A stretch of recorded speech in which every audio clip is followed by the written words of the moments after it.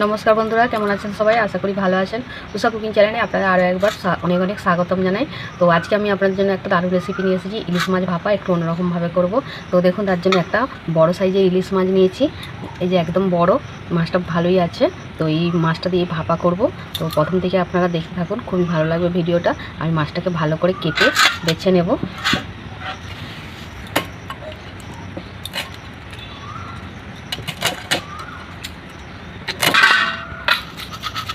তো মাছের আঁশটা ছাড়িয়ে আমি গোটা মাছটা ভালো করে ধুয়ে নেব, তারপরে কাটবো।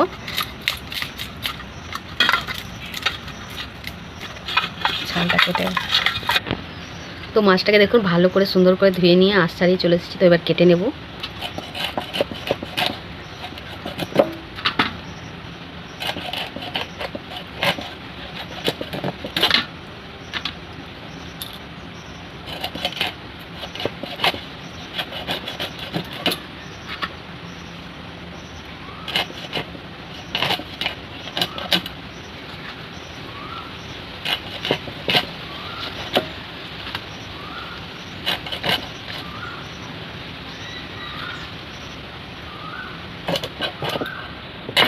তো সব মাছটা রান্না করিনি দেখুন বন্ধুরা। তো 4 পিস আমি বড় বড় সাইজের চাকা নিয়ে নিয়েছি।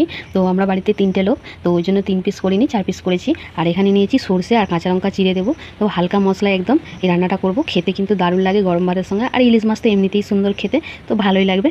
তো চলুন আগে আমি মশলাটা বেটে নিই। তো সাদা সরষেটা আমি সিলে বেটে নেব। সিলে বেটে নিলেই মশলাটার বেশি টেস্ট হবে।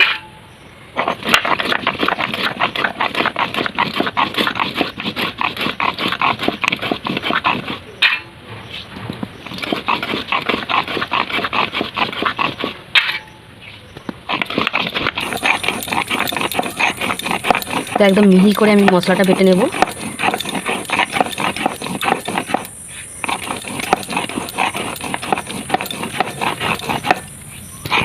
তো মশলাটা সরষে আমি একদম মিহি করে বেটে নিয়েছি এখন। তো উনান জ্বলে গেছে, একটা কড়া বসিয়ে দেবো। তো অল্প একটু জল দেবো, পরিমাণ মতো যতটা ঝোল পছন্দ করবেন জল দেবেন। বেটে নেওয়া সরষেটা দিয়ে দেবো।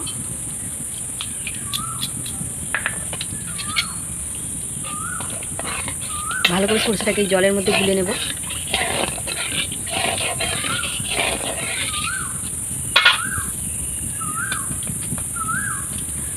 পরিমাণ মতো হলুদটা দিয়ে দেব, স্বাদ মতো লবণ দেব। এখানে মাছটা আমি ম্যারিনেট করে নেব। হলুদ, লবণ,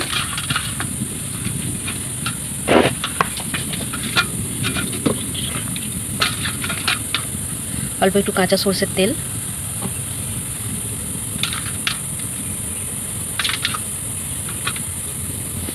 তো দেখুন ঝোলটা ভালোভাবে ফুটে গেছে। মাছটা দিয়ে দেব।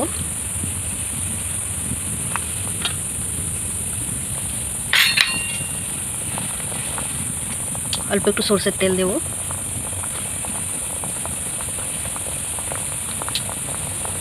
তো এবার 10 মিনিটের মতো সেদ্ধ করে নেব।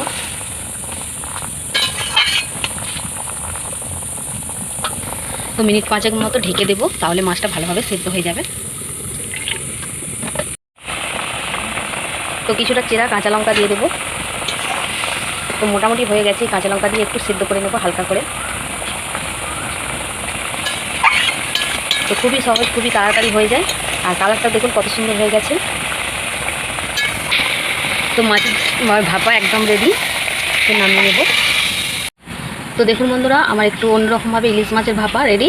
এইভাবে কিন্তু হোটেলে রান্না করে, তো এইভাবে অবশ্যই বানাবেন। একদম সহজ, খুবই তাড়াতাড়ি হয়ে যায়, খেতেও কিন্তু দারুণ লাগে আর দেখতেও কিন্তু দারুণ লাগছে দেখুন কালারটা। তো আমার ভিডিওগুলো ভালো লাগলে অবশ্যই চ্যানেলটাকে লাইক, কমেন্ট, শেয়ার আর একটু সাপোর্ট করবেন আর সাবস্ক্রাইব করে দেবেন। তো আপনাদেরকে অসংখ্য অসংখ্য ধন্যবাদ কমেন্ট করার জন্য। তো আজকের মতো ভিডিও এখানেই শেষ করছি। দেখা হচ্ছে নতুন ভিডিও। আপনারা কতক্ষণের জন্য ভালো থাকবেন, সুস্থ থাকবেন, সাবধানে থাকবেন।